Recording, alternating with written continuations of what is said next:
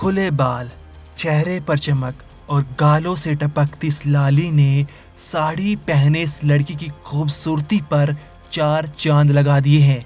आप इसके फोटोज देखिए, मासूम सा चेहरा, आंखों में पति के लिए प्यार और जिंदगी में आगे बढ़ने का उत्साह। तस्वीरें बदलती रहेंगी, लेकिन अमीषा के चेहरे की मासूमियत में जरा सा भी बदलाव नहीं आएगा। मांग में बड़ा सा सिंदूर लगाए अमीषा भारतीय संस्कृति और पति के प्रति सम्मान दोनों बखूबी दर्शा रही है। पति पत्नी युवा हैं और 2 साल पहले ही इन दोनों की लव मैरिज हुई थी और साथ में दोनों बड़े ही खूबसूरत लग रहे हैं। तस्वीरों में ऐसा कहीं कुछ नज़र नहीं आ रहा कि जिससे ऐसा लगे कि पति पत्नी में किसी तरह का विवाद हो, लेकिन जब इनकी दुनिया तस्वीरों से हटकर रियल लाइफ पर जाती है तो ये फ़ोटोज़ झूठी नज़र आने लगती हैं।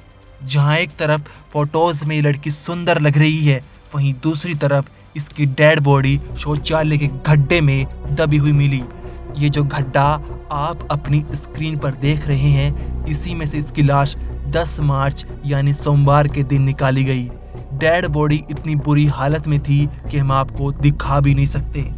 अमीषा की भयानक हालत देखकर ऐसा लग रहा है कि जिसने भी इसका ऐसा हाल किया वो ज़रूर इससे बहुत नफरत करता होगा, लेकिन यहाँ ऐसा बिल्कुल नहीं है। अमीषा की ये हालत उससे सबसे ज़्यादा प्यार करने वाले यानी उसके पति आशीष कुमार ने की है।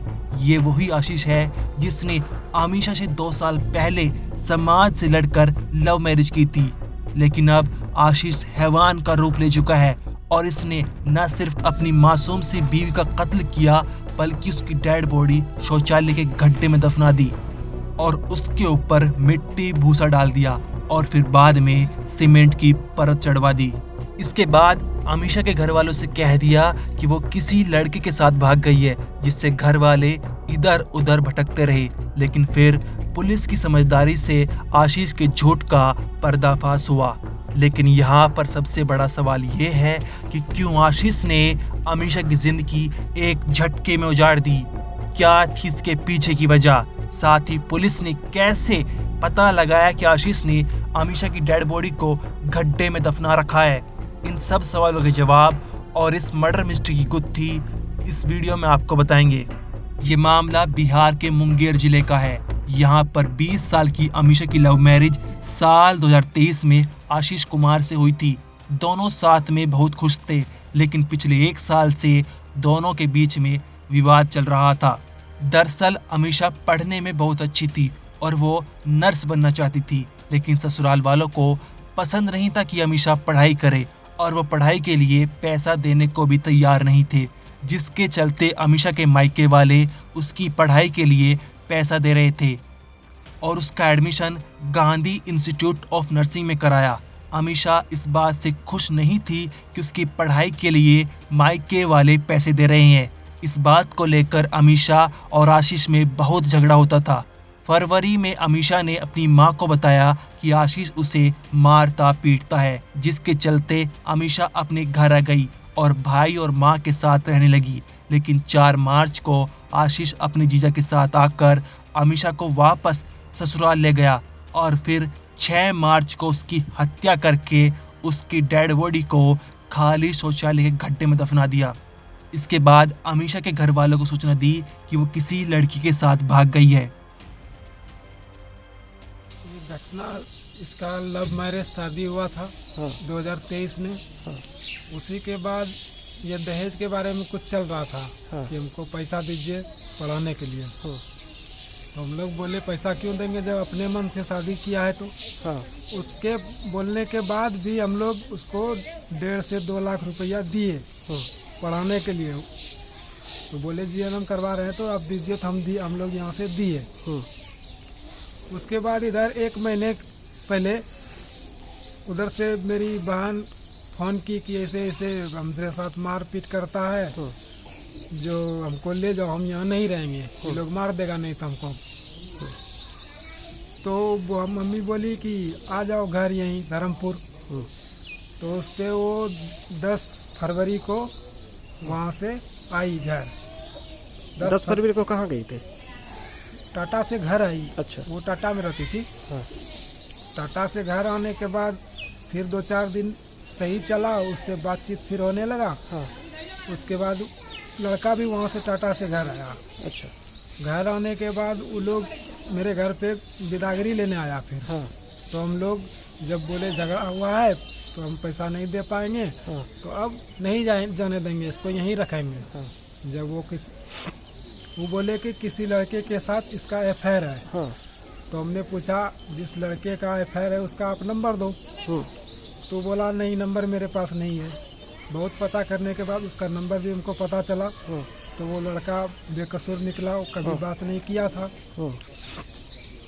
उसके बाद इसका जीजा और ये लड़का दोनों मिल के एक दिन आया यहाँ मेरे घर पे 26 फरवरी को। उसके बाद ही बोला कि बिदागरी दीजिए नहीं तो डिवोर्स दीजिए। तो हम लोग बोले ठीक है, डिवोर्स दे देंगे। बोला 28 को डिवोर्स देना है। उसके बाद इसका जीजा बोला कि डिवोर्स भी दीजिएगा तो थाना पुलिस हम बहुत करके बैठे हैं। उसके बाद ये बोला कि 2 लाख दीजिएगा तब हम यहाँ से ले जाएंगे। डिवोर्स के साथ 2 लाख दीजिए, और अगर ले जाएंगे तो हमको, अगर ये भाग गई हमारे साथ तो 1 करोड़ रुपया देना होगा आपको। तो ये घटना कब घटी है अभी? ये घटना 7 को सुबह हमको फ़ोन किया वहाँ से। 7 तारीख को कि आपकी बेटी किसी के साथ भाग गई है।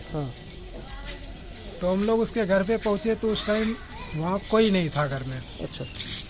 जब हम लोग गए तो उसके बाद दोपहर में फिर दोबारा गए तो सभी लोग घर में थे। कुछ पूछताछ करने पे कोई जानकारी प्राप्त नहीं हुआ। वो लोग बोल रहे थे कि वो भाग गई कोई लड़के के साथ। बहुत पता करने के बाद थाना में आवेदन दिए। 6 मार्च को अमीषा के ससुराल वाले और मायके वालों ने पुलिस में तहरीर दी कि वो कहीं गायब हो गई है। पुलिस ने तुरंत अपनी जांच पड़ताल शुरू कर दी, लेकिन 3 दिन से ज़्यादा समय बीत गया था और लड़की का कोई सुराग नहीं मिला था कि आखिर वो गई कहाँ। और साथ ही पुलिस को ऐसा भी कोई सबूत नहीं मिला था जिससे ये साबित हो सके कि अमीषा का अफेयर चल रहा था। जिसके बाद 9 मार्च की रात को पुलिस ने अमीषा के पति आशीष से पूछताछ चालू की। पुलिस की शक्ति के आगे आशीष टूटा और उसने अपना जुर्म कबूल किया। गांव है सरगंज थाना अंतर्गत, उसमें 6 तारीख को सूचना मिली थी कि एक विवाहित महिला जो है वो घर से गायब हो गई है। तो मायके पक्ष वालों ने भी और इसके ससुराल पक्ष वालों दोनों ने ही थाने में सूचना दी थी और उनका कहना था कि महिला कहीं चली गई है, गायब हो गई है। अनुसंधान हम लोगों ने प्रारंभ किया तो सूचना मिली कि जो घर का कैंपस है उसी कैंपस में जो टंकी होती है शौचालय की, उसी में इसकी बॉडी है। तो थाना की टीम, एफएसएल की टीम वहाँ मौके पे पहुंची और इसमें 2 व्यक्तियों की अरेस्टिंग हुई है। जो इसके घर के एक तो इसका हस्बैंड है और इसकी सास है, उसकी अरेस्टिंग हुई है और उनसे पूछताछ जारी है। घर के अंदर ही संदिग्ध हालत में ये बॉडी मिली है और जो ससुराल पक्ष वाले हैं उनके द्वारा लगातार पुलिस को भ्रमित किया जा रहा था कि वो लड़की कहीं गायब हो गई है, चली गई है, जबकि उन्हीं के घर से पीछे से बॉडी मिली है। इसमें एफएसएल की टीम विजिट की है। इसमें हम लोग ने दहेज हत्या का केस दर्ज करते हुए इस पर आगे कार्रवाई की जा रही है और पूछताछ हम लोग कर रहे हैं। एफएसएल की टीम भी विजिट की थी। पोस्टमार्टम से क्लियर होगा कि हत्या कैसे हुई थी, लेकिन निश्चित रूप से बॉडी को छुपाने में और अगर हत्या हुई है तो उसमें भी इन लोगों का अभी तक इन्वेस्टिगेशन में इन लोगों का रोल सामने आया है। पुलिस 10 मार्च की सुबह आशीष के बताए द्वारा स्थान पर गई जहां उसने अमीषा की डेड बॉडी को दफना रखा था। बॉडी को गड्ढे से बाहर निकालने के बाद उसको पोस्टमार्टम के लिए भेज दिया और अब आशीष पुलिस की गिरफ्त में है। ब्यूरो रिपोर्ट, क्राइम तक।